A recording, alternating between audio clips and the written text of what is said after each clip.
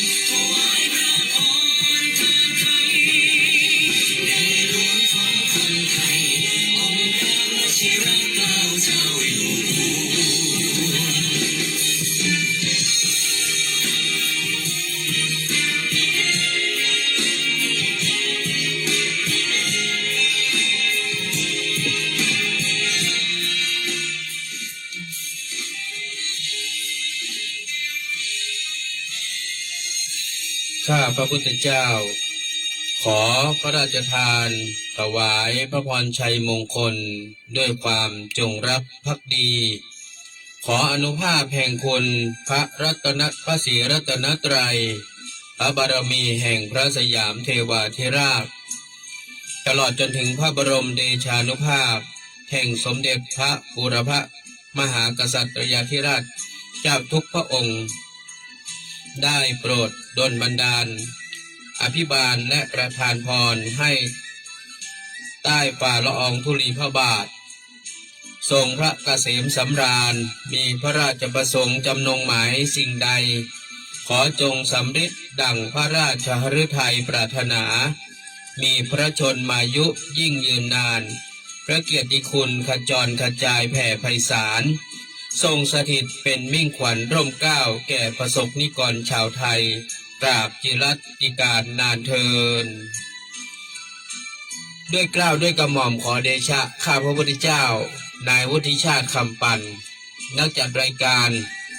สถานีวิทยุ FM 96 วัดพระธาตุดอยสุเทพ ในนามคณะญาติธรรม ฟังสบายสไตล์วุฒิชาติ ทางคลื่นสถานีวิทยุ FM 96 และคลื่นเครือข่ายของวัดหนองกายอำเภอแม่แตงจังหวัดเชียงใหม่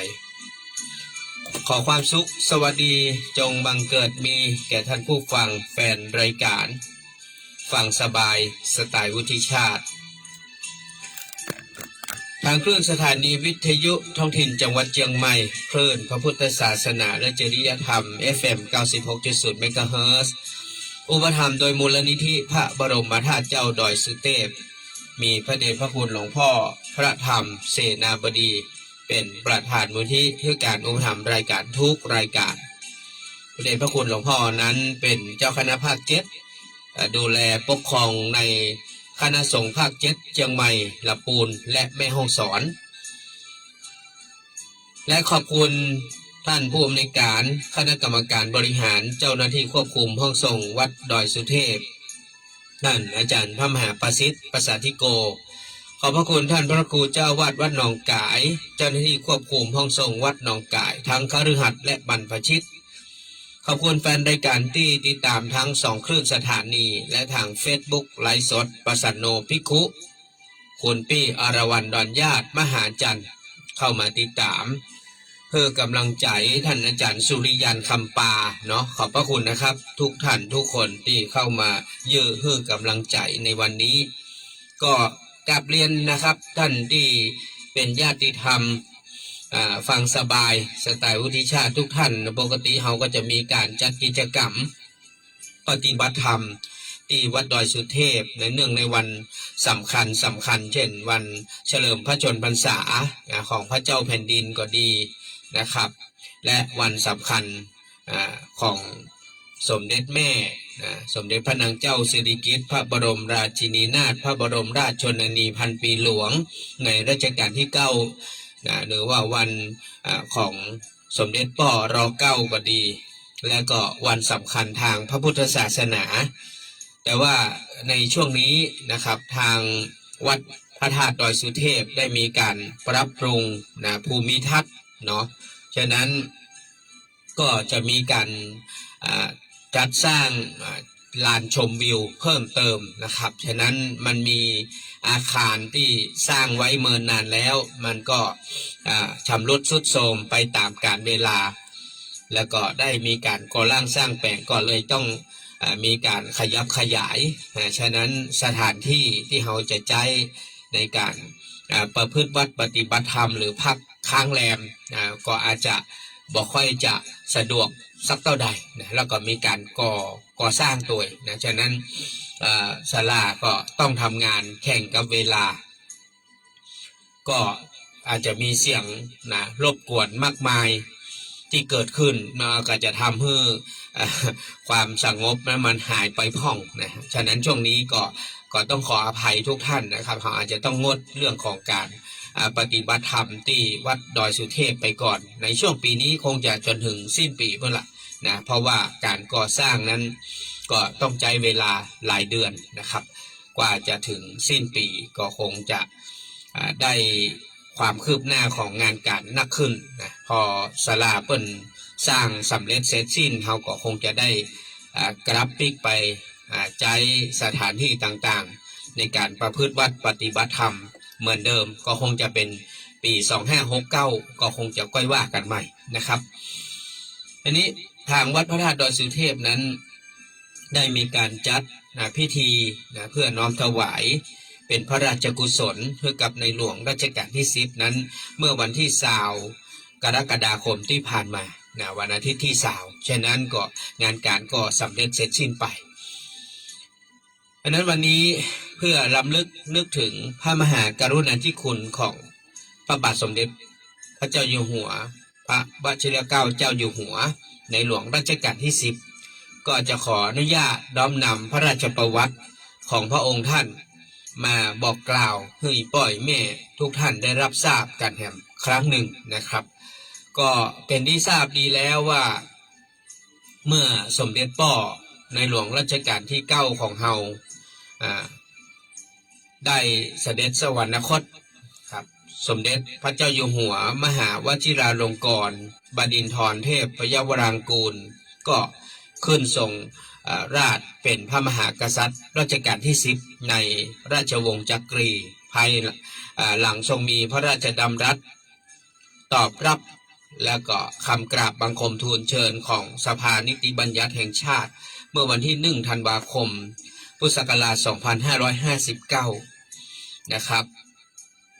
สมเด็จพระเจ้าอยู่หัวมหาวชิราลงกรณ์บดินทรเทพยวรางกูลทรงเป็นพระราชโอรสในพระบาทสมเด็จพระปรเมนทรมหาภูมิพลอดุลยเดชและสมเด็จพระนางเจ้าสิริกิติ์พระบรมราชินีนาถทรงได้เสด็จพระราชสมภพเมื่อวันจันทร์ที่28 กรกฎาคมพุทธศักราช 2495 ณ พระที่นั่งอัมพรสถานพระราชวังดุสิตได้รับพระราชทานพระนามว่าสมเด็จพระเจ้าลูกยาเธอเจ้าฟ้าวชิราลงกรณ์ทรงมีพระเชษฐภคินีคือสมเด็จพระเจ้าลูกเธอเจ้าฟ้าอุบลรัตนราชกัญญาสิริวัฒนาพันวดี และพระคณิษฐา2 พระองค์ก็คือสมเด็จพระเทพรัตนราชสุดาเจ้าฟ้ามหาจักรีสิรินธรและก็สมเด็จพระเจ้าลูกเธอเจ้าฟ้าจุฬาภรณ์วลัยลักษณ์อัครราชกุมารีอันนี้ทั้งหมดก็คือมีทั้งพี่มีทั้งน้องนะครับอันนี้ก็เป็นพระราชประวัติของพระองค์ท่านนั้นเมื่อพระองค์ท่านได้มีพระชนมายุนะครับเจริญวัยขึ้นมาก็ทางเสด็จป่อรอ9เฮาก็ทรงสถาปนาคือพระองค์ท่านขึ้นเป็นสมเด็จพระบรมโอรสาธิราชเจ้าฟ้ามหาวชิราลงกรณ์สยามกุฎราชกุมารเมื่อวันที่28 ธันวาคม 2515 นะครับขณะนั้นทรงเจริญพระชนมายุ 20 พรรษา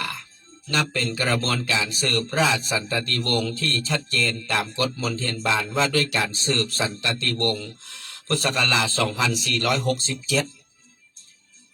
การศึกษาของพระองค์ท่านนั้นนะครับทรงเริ่มการศึกษาที่โรงเรียนจิตรลดาและเสด็จพระราชดำเนินไปทรงศึกษาต่อในระดับประถมศึกษาที่โรงเรียน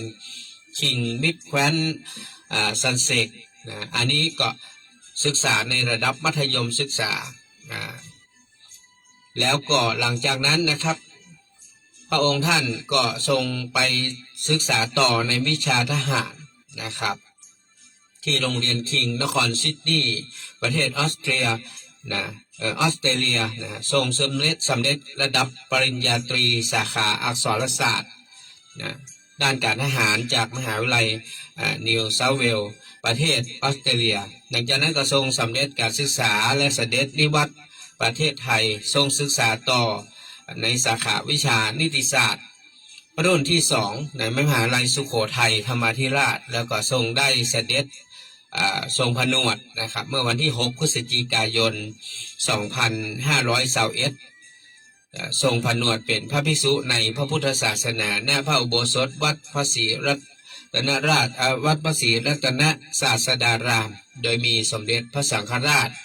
วาสนมหาเถรวราชบพิตรเป็นพระราชอุปัฏฐาจารย์ถวายพระสมณนามว่า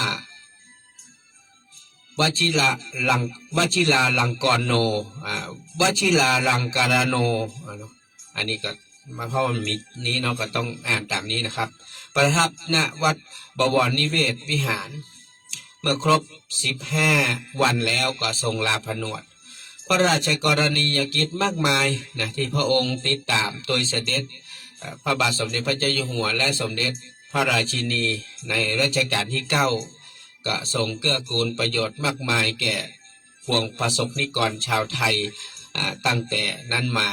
ยาวนานนะครับจนมาถึงกาลเวลาเมื่อในหลวงรัชกาลที่9 ทรงเสด็จสวรรคตนะพระองค์ก็ได้ขึ้นเป็นพระเจ้าแผ่นดินในรัชกาลที่10แล้วก็ทรง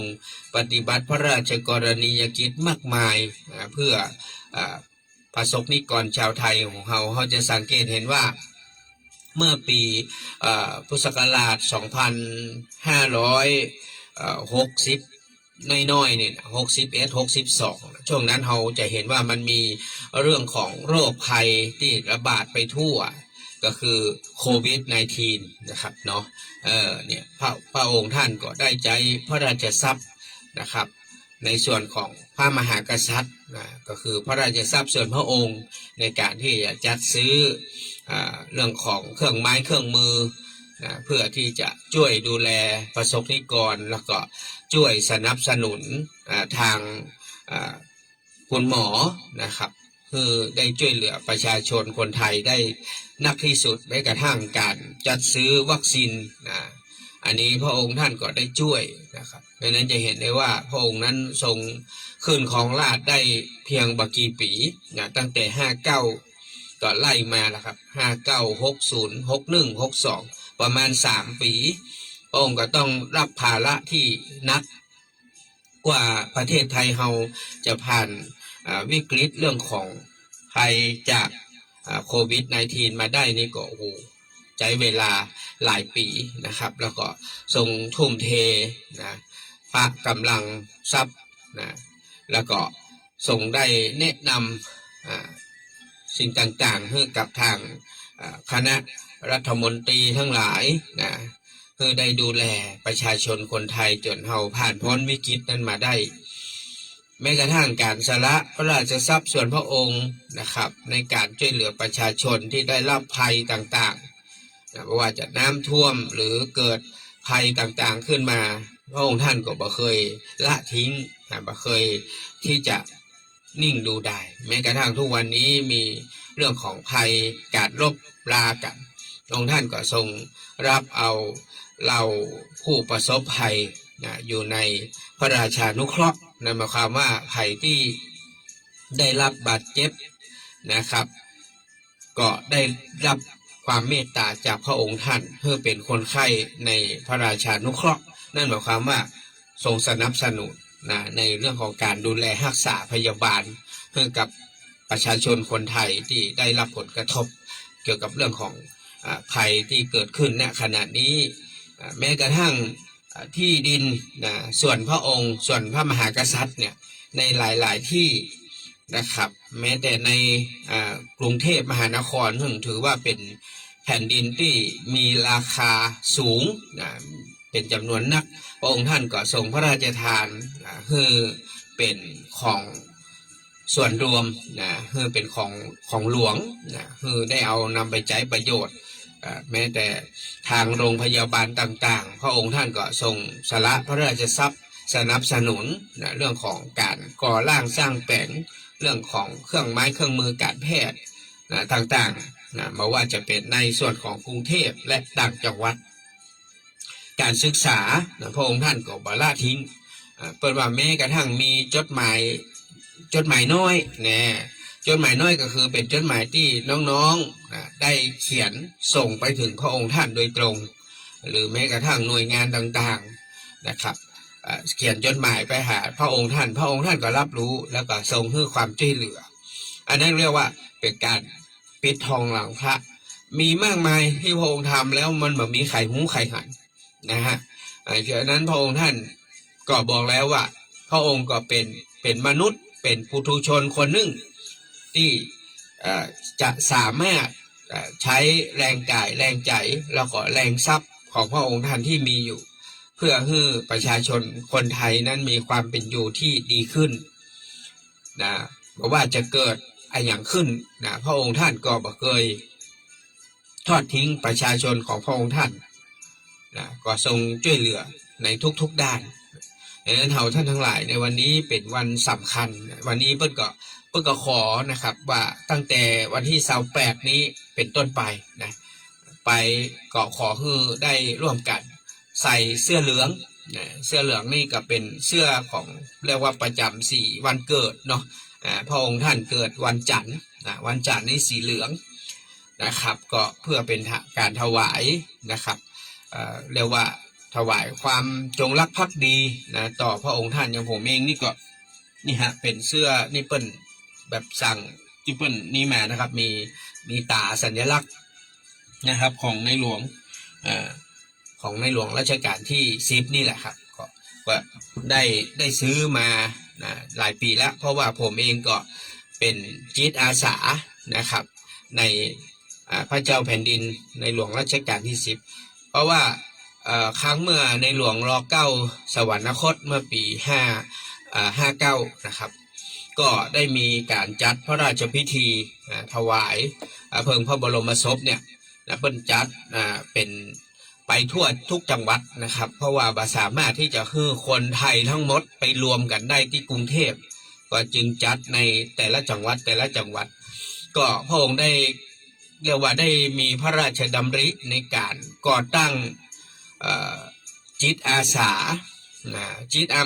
อาสานี่นะท่านผู้ฟังก็ถือว่าเป็นบุคคลที่มีในทุกหน่วยงานนะมีตั้งทหารตำรวจข้าราชการข้าราชบริพารประชาชนทั่วไปอย่างเฮาเนี่ยเปิ้นฮือแสดงเจตจำนงเพื่อถวายตัวเป็นค่าของแผ่นดินนะครับเป็นคนของพระเจ้าแผ่นดินคือเป็นจิตอาสาพร้อมที่จะช่วยเหลือประชาชนคนทั่วไปเปิ้นเรียกว่าแม้กระทั่งคนที่พิการก็ยังมีนะครับที่เปิ้นไปแจ้งความจำนงเป็นจิตอาสามีถึงคนเฒ่าคนหนุ่มละอ่อนเนี่ยนี่จะเห็นได้ว่าพระองค์ท่านทรงมีวิสัยทัศน์ที่ยาวไกลการที่ระดมคนนะในทุกภาคส่วนเนี่ยมาเป็นจิตอาสานั้นก็จะมีสัญลักษณ์ก็คือผ้าพันคอนะผมเอาไว้ในรถนะไม่ได้เอามาสักคำแล้วก็จะมีหมวกนะครับมีผ้าพันคอแล้วก็มีหมวกอันนี้เป็นสัญลักษณ์ของจิตอาสานะครับเวลาที่จะไปปฏิบัติภารกิจนะครับที่ได้รับมอบหมาย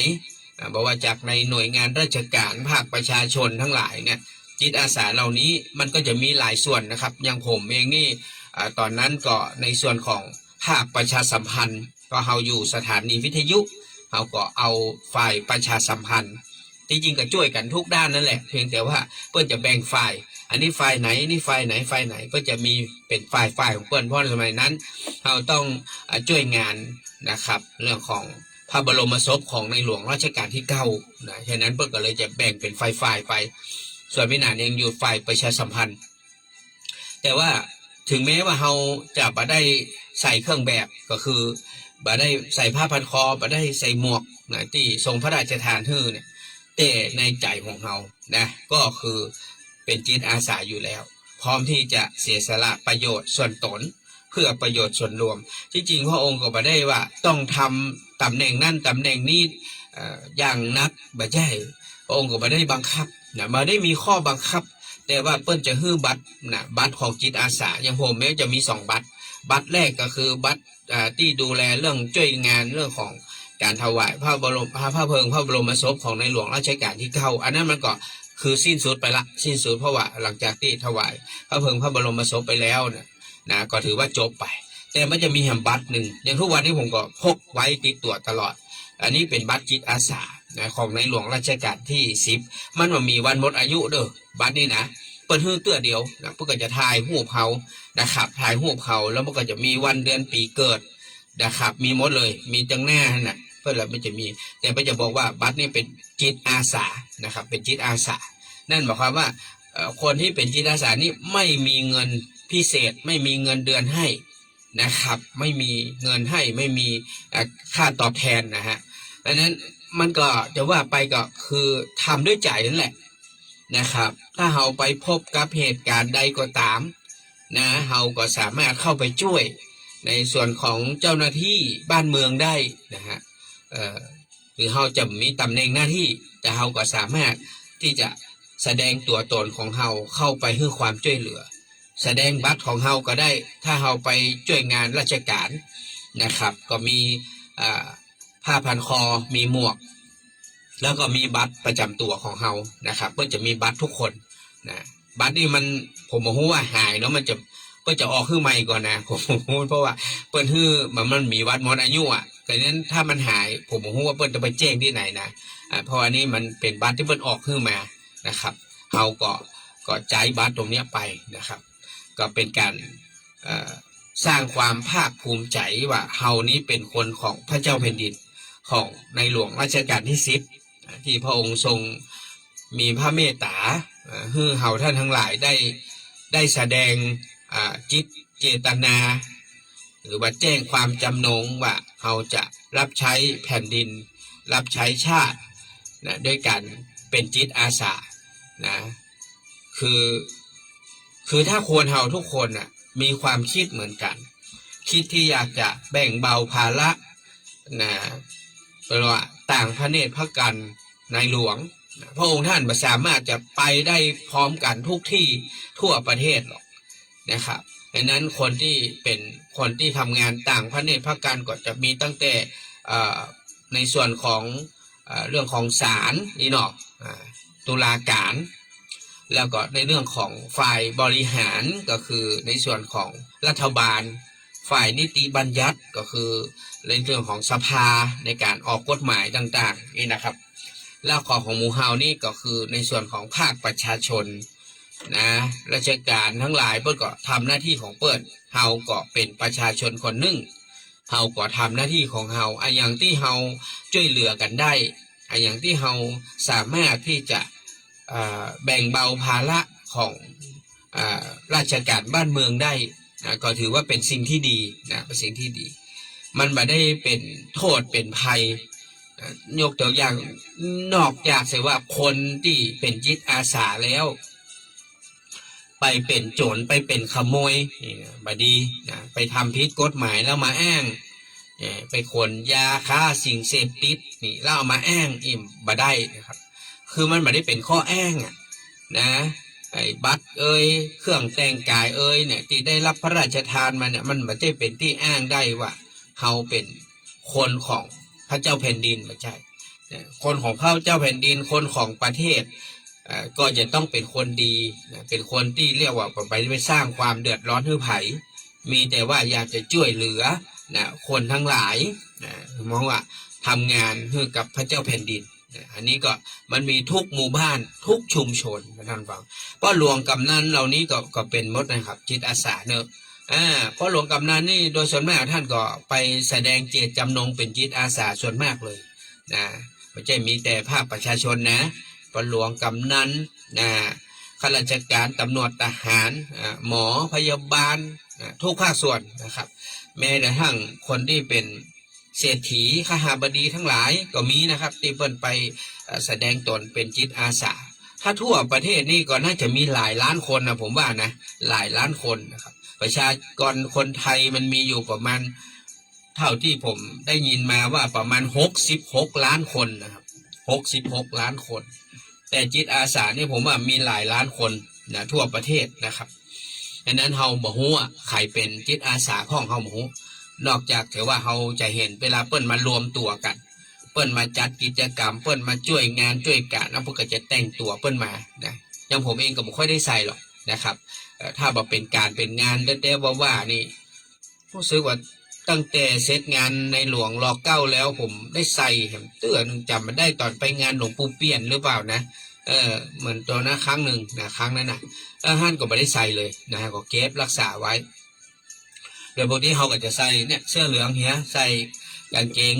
สแลกให้มันเรียบร้อยแล้วก็ไปร่วมกิจการร่วมงานต่างๆส่วนมากก็จะใจกันประมาณนี้นะครับ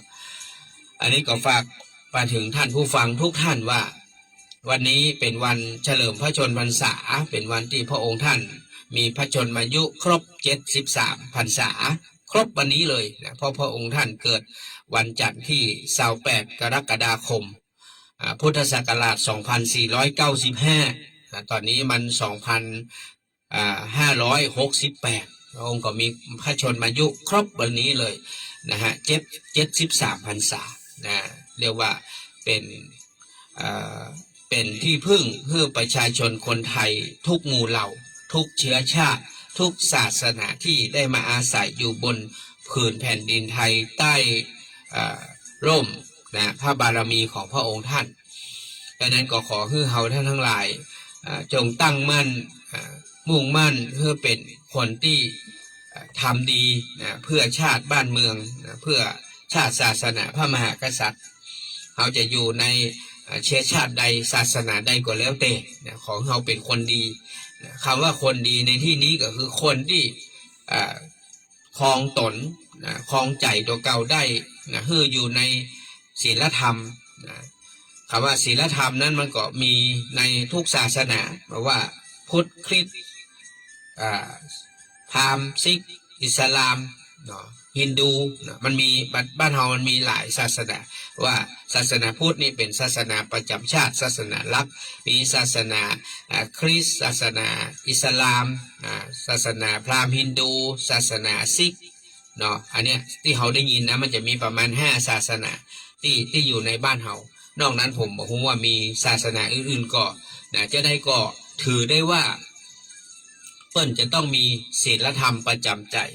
ทุกศาสนาก็สอนให้คนเป็นคนดีคำว่าสอนให้คนเป็นคนดีก็คือให้คนอยู่ในศีลในธรรมของแต่ละศาสนาตามคำสอนของศาสดาของแต่ละศาสนาเหมือนอย่างพระพุทธศาสนาของเราก็สอนให้คนเป็นคนดีตั้งแต่กายวาจาและจิตใจนะครับกายวาจาใจของเราจะดีหรือไม่มันอยู่ที่ไผ่ครับมันอยู่ที่ตัวของเราการเรียนรู้การศึกษานะครับตามธรรมคำสอนของแต่ละศาสนานั้นมันก็ขึ้นแต่ละบุคคลว่าบุคคลเหล่านั้นจะมีความยึดมั่นแล้วก็มั่นคงต่อหลักธรรมคำสอนของศาสนาตัวเก่าได้มากน้อยเพียงใดและประพฤติปฏิบัติตนได้สม่ำเสมอหรือไม่แม้แต่ในพระพุทธศาสนาของเรามันก็มีคนที่เลาะและนับถือพ่องมานับถือพ่องปฏิบัติพ่องมาปฏิบัติพ่องมันก็มีทั้งเรื่องของตุพระสามเณรนักบวชทั้งหลายแม้กระทั่งฆราวาสญาติโยมอุบาสกอุบาสิกาอย่างหมู่เฮาก็อาจจะมีการปฏิบัติที่อาจจะบ่ค่อยมั่นคงสักเท่าใดก็มีเฮาก็ต้องยอมรับฉะนั้นคนที่ยึดมั่นในพระรัตนตรัยจริงๆก็คือเอาพระพุทธพระธรรมพระสงฆ์มาเป็นสรณะที่พึ่งแล้วก็เอาธรรมคำสอนของพระผู้มีพระภาคเจ้ามาประพฤติปฏิบัติเพื่อให้เกิดความดีงามทำให้เกิดความสุขความสงบก็มีอยู่จำนวนนักพอสมควรนะครับดังนั้นเราก็อย่าให้ได้เสียทีที่ได้เกิดมาใต้ผืนแผ่นดินไทยเพราะว่าพระมหากษัตริย์ตั้งแต่สมัยโบราณกาลนานมาแล้วท่านก็ทรงทำนุบำรุงอุปถัมภ์พระพุทธศาสนามาโดยตลอดส่งทอดกันมาเอาเฉพาะในประเทศไทยนี่ก็นับตั้งแต่ในหลวง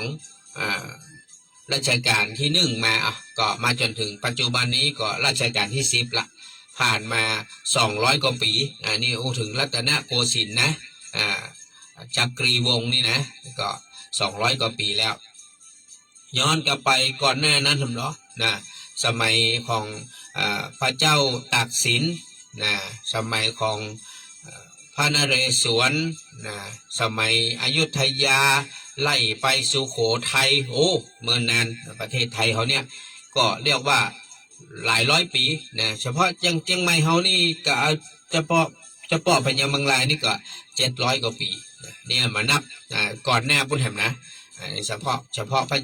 ยามังรายเขานี่ก็700กว่าปีละฉะนั้นจะถือได้ว่าพระพุทธศาสนานั้นฝังรากลึกอยู่ในบ้านเฮาเมืองเฮาคู่กับสถาบันชาติและมหากษัตริย์ดังนั้น3เสาหลักก็คือชาติศาสนาพระมหากษัตริย์ดังนั้นศาสนาก็ถือเป็นเสาหลักหนึ่งโดยเฉพาะพระพุทธศาสนาของเฮาดังนั้นเฮาอยากเป็นคนที่เป็นประเภทใกล้เกลือกินด่างคำว่าใกล้เกลือกินด่างก็คือคนที่อยู่ในพระศาสนาแต่บ่ได้ฝึกได้หัดบ่ได้ปฏิบัติเรื่องศีลเรื่องธรรมอย่าให้ได้เสียทีที่ได้เกิดมาพบพระพุทธศาสนาคนเฮานี่เปิ้นว่าการได้เกิดเป็นคนนี่มันจีเรื่องง่าย นะเกิดเป็นคนนี่เป็นเรื่องยากนะการที่เกิดเนี่ยในแต่ละวินาทีนะเอาอีกเลยนะเกิดแต่ละวินาทีเนี่ยเกิดมาเป็นสัตว์เป็นอะไรอย่างนักนะเป็นสัตว์เดรัจฉานเนี่ยมันจีน้อยๆนะมันเกิดทันก็เกิดทีเป็น4เป็น5เป็น10เป็น20สัตว์เล็กสัตว์น้อยบางทีเกิดมาเป็นอย่างพอจะปูเป๋อนั่นนะไปดูปูเลยปูอ่ะนะพอเข้ากระดองมันออกมาในยั่วมีเป็นร้อยตัวนะพอแล้วเวลามันเกิดตัวหนึ่งมีลูกเป็นร้อยตัวเล็กตัวน้อยเนี่ยอันก็การเกิดเป็นสัตว์เนี่ยมันง่ายกว่าเกิดเป็นคนนะการเกิดเป็นคนนี่มันยากเกิดมาแล้วยังมาปอต้องดูว่าครบองค์กะก่อนในคำว่าองค์กะคือครบ32ประกาศไหมนะมีหน้าตาแขนขามีทุกส่วนร่างกายครบสติปัญญาครบไหมเนี่ยเอานี่อาการ32บวก1บางคนบวก1คืออย่างก็คือจิตบวก1คือจิตวิญญาณจิตวิญญาณนี่มันนับนะเพราะมันเป็นนามธรรมจิตวิญญาณที่มาใส่ร่างนี้อยู่เอาร่างกายทั้งหมดเนี่ยเป็นว่าครบ32ประกาศบวก1ก็คือจิตวิญญาณเขาได้เกิดมาเป็นมนุษย์จะเป็นไม่ยิงก็ใจก็แล้วแต่แล้วมีอาการครบ32มีสติปัญญาปกติดีนะครับมีโอกาสได้มาเกิดในประเทศที่เหมาะสมควรท่านผู้ฟังครับประเทศไทยของเราเนี่ยถือว่าเป็นประเทศที่หลายชาติที่อยู่รายล้อมเราเนี่ยประเทศเพื่อนบ้านเราเนี่ยหลายชาติเปิ้นอยากมาเกิดเป็นคนไทยนะอยากมาเกิดบนผืนแผ่นดินไทยฮันก็เปิ้นคนกันมาทำงานใช้ชีวิตประเทศเพื่อนบ้านเขาเนี่ยมาเป็นแรงงานนะครับแล้วก็มาแต่งงานกับคนไทยมาเป็นลูกไปคนไทยมาเป็นลูกเขยคนไทยเพราะอย่างเพิ่นอยากจะมีลูกมีเต้าเกิดอยู่ในบ้านเฮาเมืองเฮาจะได้ใจอย่างจะได้ใจสัญชาติไทยเชื้อชาติไทยสัญชาติไทยเห็นไหมเนี่ยอยู่ในประเทศไทยน่ะในน้ำมีในน้ำมีปลาในนามีข้าวแผ่นดินเฮาเป็นแผ่นดินธรรมแผ่นดินทองคำว่าแผ่นดินธรรมแผ่นดินทองคือแผ่นดินที่มีธรรมะไปทั่วมันเขากระจายไปทั่วผืนแผ่นดินไทยเขานี่ธรรมะแล้วก็มีเรื่องของแผ่นดินทองคือที่ในก่อจ้างในแผ่นดินไทยนั้นสามารถที่จะทำให้เป็นเงินเป็นทองได้ปลูกพืชปลูกพักปลูกข้าวทุกอย่างดูละป่าเขาลำเนาไพรก็อุดมสมบูรณ์ฤดูกาลก็บ่ค่อยผิดเพี้ยนมากมายแม้ภัยธรรมชาติเกิดขึ้นก็บ่รุนแรงจนเกินไปอาจจะ10 ปี20 ปีอาจจะเกิดภัยพิบัตินักๆขึ้นมาสักครั้งหนึ่งอันเนี้ยท่านผู้ฟังฮู้ก็เพราะด้วยบุญบารมีของพระธรรมคำสอนของพระศาสนาบุญบารมีของพระมหากษัตริย์บุรพกษัตริยาธิราชเจ้าทุกๆพระองค์นะครับบุญบารมีความดีต่างๆที่คนไทยทุกคนก็ช่วยกันสร้างช่วยกันทำมาตั้งแต่เจนป้าอุ้ยแม่หม่อนก็ส่งต่อสืบต่อมาจนมูเฮาก็ยังคงส่งเสริมแล้วก็สร้างคุณธรรมความดีกันยิ่งขึ้นไปอันนี้แหละมันจึงทำให้ประเทศไทยของเราเป็นที่หมายปองหมายตาของคนทั่วโลกหลายประเทศแม้แต่ประเทศที่เจริญแล้วแม้แต่ต่างประเทศที่ร่ำรวยในหลายประเทศเพิ่นว่าถ้าเกษียณจากการงานต่างๆอายุ50ปลาย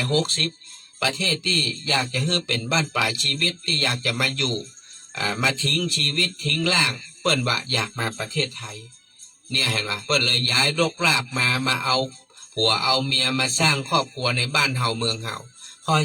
พราะบ้านเฮาเมืองเฮานี่เป็นประเทศที่อุดมสมบูรณ์ในทุกๆด้านว่าเรื่องคนที่มีศีลมีธรรมมีเมตตากรุณาเรื่องที่ทำมาหากิน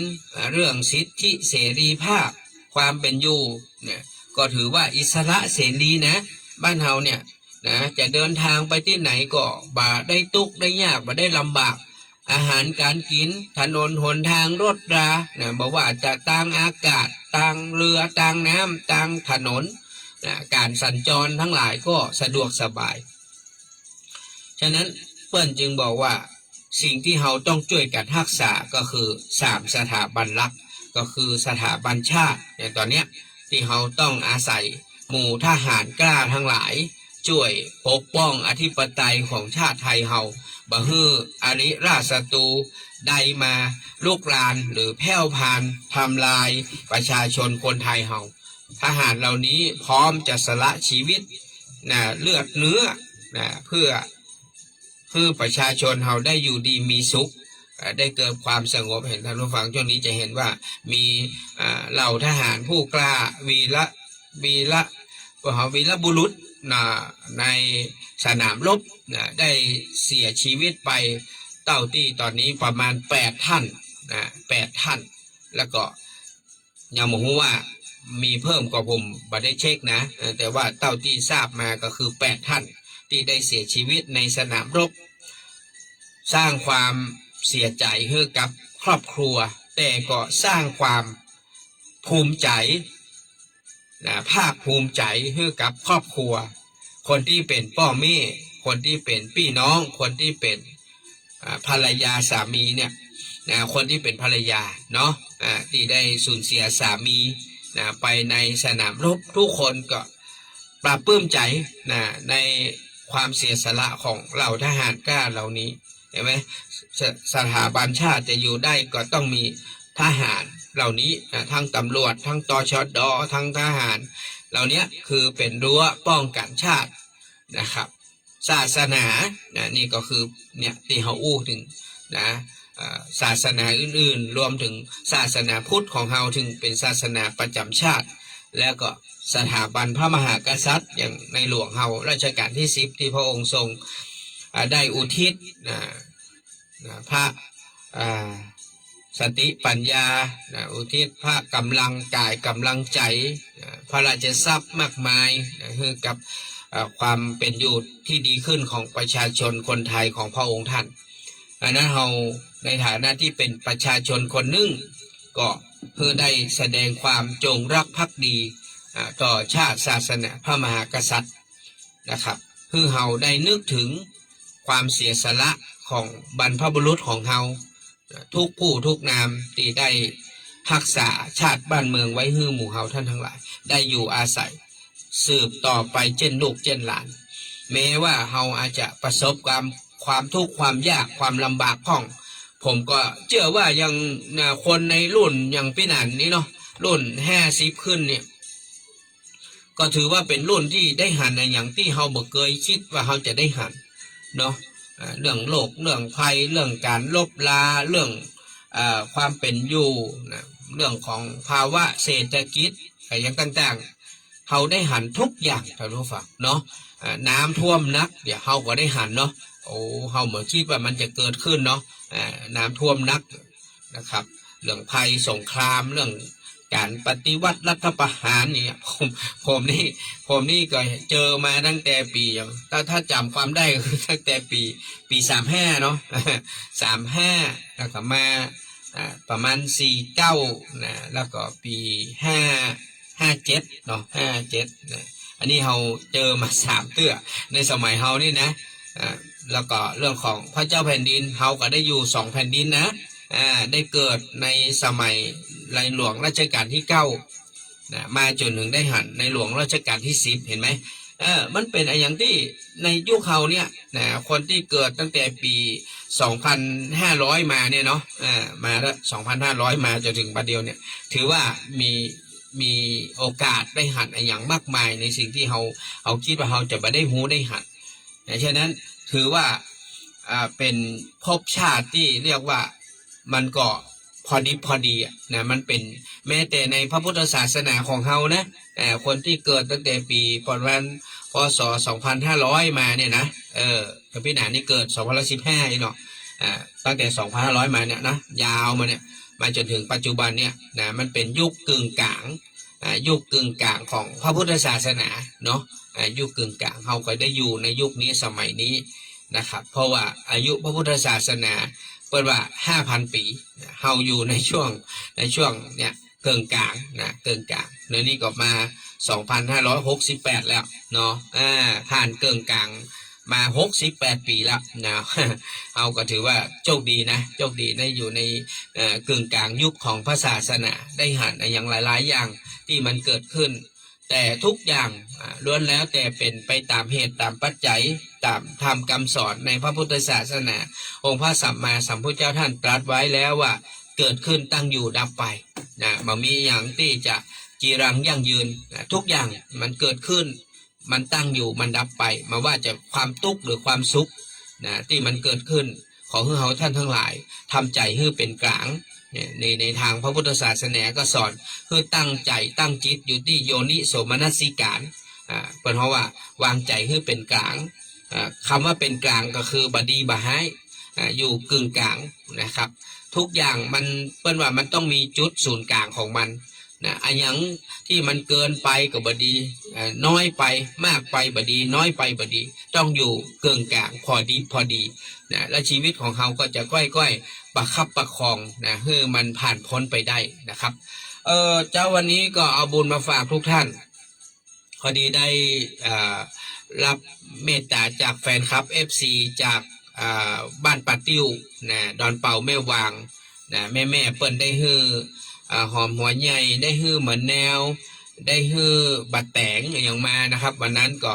ได้นำมาแบ่งถวายที่วัดอินทขินเมื่อเช้านี้ท่านอาจารย์เจ้าคุณดร.อาทิตย์ท่านก็ได้เมตตารับไว้เพื่อจะเอาไว้เป็นวัตถุดิบในการทำกับข้าวเลี้ยงพระเลี้ยงเนรในมื้อเพลก็เอาบุญมาฝากทุกท่านนะครับก็วันเสาร์ที่ผ่านมานี้ก็มีอยู่2บุญเนาะบุญแรกกับบุญเรื่องของการปฏิบัติเรื่องของวิปัสสนากรรมฐานที่วัดอินทขินนะก็ผ่านพ้นไปนะเอาบุญปฏิบัติธรรมมาฝากทุกท่านแล้วก็ขอบคุณญาติธรรมที่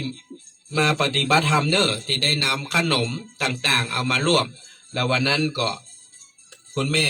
นะเปิ้ลก็ได้ฮื้อมา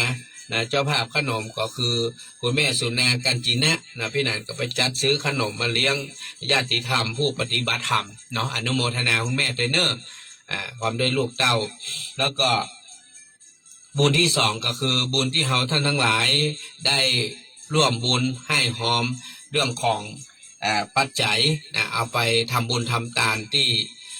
แม่วางเป็นกองทุนนะให้กับคณะสงฆ์อำเภอแม่วางเปิ้นก็จะเอาไปดูแลพระสงฆ์ในอำเภอแม่วางตามวัดตามวาอย่างต่างๆก็ขอบคุณเจ้าภาพทุกท่านเด้อนะที่ได้ร่วมบุญพี่นันก็ได้จัดพิมพ์ออนไลน์ใหม่เอาชื่อไปนะครับแล้วก็ขอบคุณกับแม่เลี้ยงนภัสวรรณจักคำตัวเนื้อที่ได้ร่วมบุญเมตตาให้หอมมาโดยแล้วก็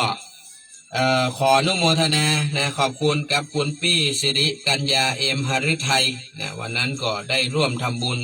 กระเบื้องมุงหลังคามา 1,000 บาทนะคุณแม่บุญเพียรจักรวาลพร้อมลูกหลานร่วมบุญกระเบื้องมา300 บาทคุณสมทรัพย์คุณชวนพิษตาปันพร้อมครอบครัวก็300 บาทคุณแม่อุ้ยเสงี่ยมสีทองก็ได้ร่วมบุญกระเบื้องมา100 บาทแม่สีทองสู่ทรัพย์นะก็ร่วมบุญมานะครับ100 บาทเนาะพี่นันก็ขออนุโมทนาขอบคุณกับทุกท่านนะครับที่ได้ร่วมบุญให้หอมมาก็ตอนนี้ก็พิมพ์ออนไลน์มาจื่อส่งให้กับลูกพระลูกเนรได้เอาไปติดไปแปะนะที่กระเบื้องไปเกือบทั้งหมดนะก็มีที่เพิ่มเติมมาก็กำลังพิมพ์รายชื่อแล้วก็จะได้ปริ้นเอาไปแปะต่อไปนะครับบางกี่วันก็จะได้ทำบุญทำทานกันละท่านอาจารย์เจ้าคุณบอกว่าขอเป็นวันที่12ผมก็เลยบอกงั้นก็เป็นบ่ายๆกันแล้วกันเนาะเอาเป็นตอนบ่ายก็คิดว่า12นี้ดูสถานการณ์ทำกรรมนะครับวันที่ประมาณผมยังไม่แน่ใจที่ผมกำลังจะสอบถามนะครับสอบถามท่านอาจารย์เจ้าคุณนะครับนิกรเนาะบอกว่าพระเดชพระคุณหลวงพ่อเนี่ยท่านจะจัดงานวันแม่เนี่ยนะครับงานวันแม่ที่หอประชุมนะครับมหาวิทยาลัยเชียงใหม่เนี่ยที่จะจัดวันแม่นี่บอกว่าท่านจะจัดวันไหนนะครับ ก็อยากจะถามท่านอาจารย์เจ้าคุณนิกรก่อนว่าท่านจะเอาวันไหนเนาะเพราะว่าเราจะได้นำอาจจะได้เชิญชวนทุกท่านนะครับได้ร่วมบุญลงทานร่วมบุญลงทานเราจะถามท่านอาจารย์เจ้าคุณไปก่อนเพราะว่าท่านน่าจะรับทราบมาละว่าเพิ่นจะจัดงานวันไหนเราจะได้หาลงทานนะครับไปร่วมงานเพื่อที่จะน้อมถวายเป็นพระราชกุศลเพื่อกับสมเด็จแม่ของเฮานะในรัชกาลที่9นะครับตอนนี้ไม่นานก็จะเช็คดูก่อนว่าเพิ่นจะจัดวันไหนสวัสดีครับว่าใดครับว่าจะได้ครับ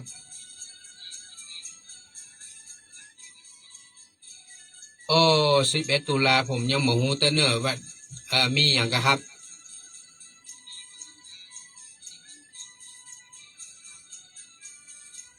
อ๋อ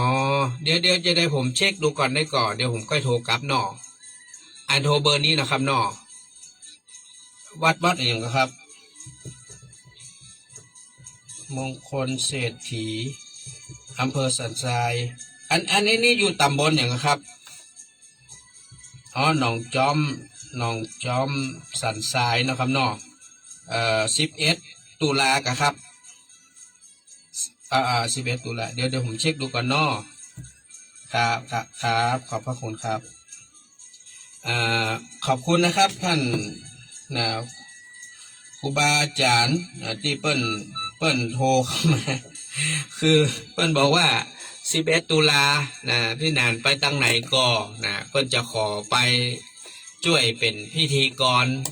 ที่วัดมงคลเศรษฐีตำบลหนองจอมอำเภอสันทรายเปิ้นจะตานกฐินเดี๋ยวผมขอเช็คก่อนเนอะได้รับทราบมาจากท่านอาจารย์เจ้าคุณนิกรท่านได้แจ้งมาละนะครับว่าวันพฤหัสบดีที่7 สิงหาคมวันที่7นะครับเดี๋ยวท่านผู้ฟังผมขอเช็คปฏิทินหน่อยวันที่7 สิงหาคมนะฮะก็เป็นเดือนแม่เนาะวันที่7 สิงหาคมเป็นวันพฤหัสเนาะวันพฤหัสที่7 สิงหาคมตอนนี้วันนี้วันที่28ละพี่นันขออนุญาตใจเสียงนี้ประกาศประชาสัมพันธ์เชิญชวนป้อยแม่ร่วมบุญด่วนด้วยกันเนอะอันนี้ต้องคำว่าบุญด่วนเพราะว่ามันมีเวลาแค่10 วัน10 วันเพราะวันนี้วันที่8ละ28ละ29 30 31 3 วันบวกไปแหม7 วันก็6 วันเนาะนับวันนี้เลยเนอะนับวันนี้มันก็มีเวลาประมาณเราก็คงจะรับบุญถึงวันที่6เนาะวันที่6เพราะงานจะมีวันที่7ฉะนั้นโดยปกติงานจะเริ่มในเวลา12 นาฬิกาหรือว่าเที่ยงวันก็จะมีทั้งพระสงฆ์สามเณรจากโรงเรียนปริยัติธรรมต่างๆจากวัดต่างๆและก็จะมีในส่วนของทางนิสิตนักศึกษานะครับแล้วก็น้องๆนักเรียนเยาวชนจากสถานศึกษาและโรงเรียนต่างๆก็จะมารวมกันรวมแล้วก็หลายพันนะครับหลายพันคนทั้งพระทั้งเนรทั้งญาติโยมน้องๆนักเรียนเยาวชนนักศึกษาดังนั้นก็จะใจเสียงนี้ร่วมบุญด่วนด้วยกันนะครับเนอะใครอยากจะช่วยกันในส่วนของการสนับสนุนเรื่องของโรงทานก็จะเป็นของกินอย่างเงี้ยนะครับเอาไปแจกเพื่อกับน้องๆนักเรียนเยาวชนนะครับได้รับประทานอาหารกันได้กินของกินล้ำๆเหมือนอย่างเช่นทุกปีที่ผ่านมาก็ขอเชิญชวนนะครับก้อยแม่ท่านผู้ใหญ่ใจบุญขอเมตตาสนับสนุนรายการฟังสบายของเราก็น่าจะไปร่วมแจกนะครับร่วมแจกร่วมเลี้ยงเนอะอันนี้ก็ขอแจ้งทุกท่านแล้วก็อันนี้วันที่7นะครับก็เริ่มตั้งแต่วันนี้เลยท่านใดที่มีความประสงค์อยากจะร่วมถวายเป็นพระราชกุศลกันแล้วกันเพราะว่าเปิดไปจัดกิจกรรมเพื่อรำลึกนึกถึงพระมหากรุณาธิคุณของสมเด็จแม่ในรัชกาลที่9ของเราก็คือพระพันปีหลวงนะครับ ก็พระเดชพระคุณหลวงพ่อพระธรรมเสนาบดีท่านจะจัดทุกปีนะครับเพื่อถวายเสด็จแม่นะครับสมเด็จแม่ของเราดังนั้นใครที่อยากจะร่วมลงทานกับพี่นานก็แจ้งเข้ามาได้ที่0866713446แล้วก็วันที่10นะครับสิงหาคมซึ่งเราจะได้ทำบุญครบรอบ100 วันพระอาจารย์พระมหาวิษณุนะครับวันที่10สิงหาคมก็พี่นันอู้กับญาติธรรมก็ได้ยินว่าจะมีการช่วยสนับสนุนวันนั้นน้องพัชรินว่าจะฮื้อ200แล้วก็ใครพูดจะฮื้อมาเห็นไหม200ก็จะร่วมบุญจะว่าจะลองประสานกับพี่นันชิงชัยนะเพื่อได้นำลูกชิ้นทองสุกมาทอดเลี้ยงเนาะเป็นลูกชิ้นหมูนะเป็นลูกชิ้นหมูเนาะเอามาทอดเลี้ยงในงานทำบุญครบรอบ100 วันที่วัดเจ็ดลินอีป่อยแม่ท่านใดอยากจะร่วมด้วยช่วยหอมนะก็ขอจะหอมได้นะครับตอนนี้ท่านอาจารย์เจ้าคุณนิกรวัด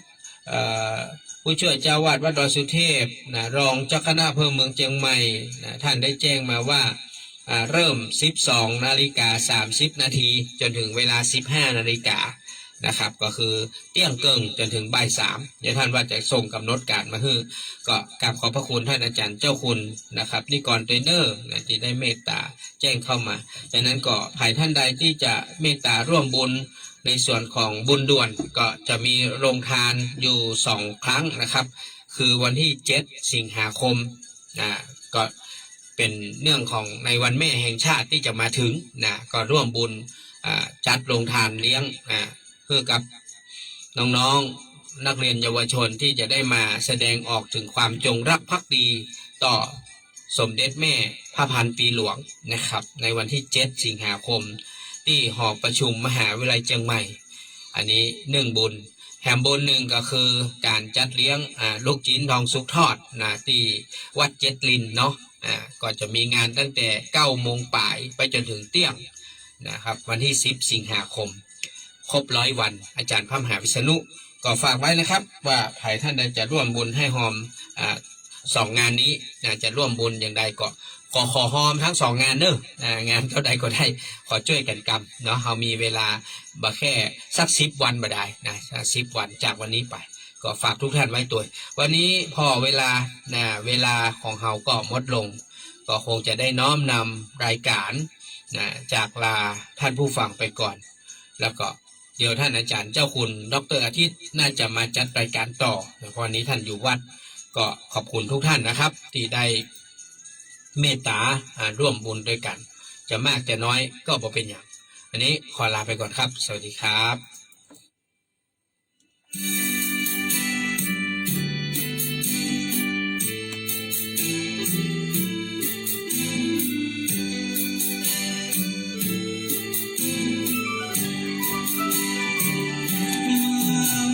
ครับฮัลโหลครับสวดมนต์เจริญพรท่านสาธุชนผู้สนใจฝักใฝ่ในธรรมโบราณสถานพระวิหารเจดีย์สุดเศร้างามล้ำรูปเหมือนปฏิมากรรมเหรียญทรงเจ้าเฝ้ากราบบูชามาวัดเจ็ดลินกราบขอพรพระเจ้าทันใจกฐิน500กะที่ทานสิ่งใดจัดให้สมแม่อุ่นเดือนเนาะอันแม่ลาน้อยแม่กุฏิกะสร้างกุฏิที่แม่ลาน้อยกุฏิ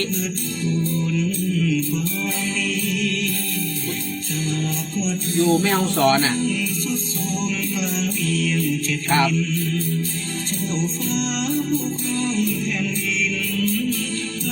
บครับ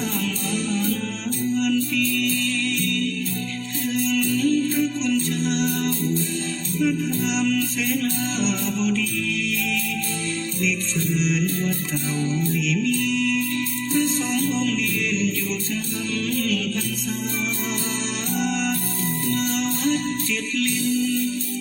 ยินเสียงพระเนรผ่านไปสวดมนต์ทำวัดฝากไว้ ครับ ทุกค่ำเช้าเจ้าศรัทธา ก็ได้ครับ น้องน้ำใหญ่ไม่ผ่อนคลาย แม่นายกะครับ ว่าจะได้ครับแม่ จากสีโมหตา อ๋อสาธุแม่ขอบพระคุณครับ ช่วยน้อง ครับแม่ขอบคุณครับครับครับ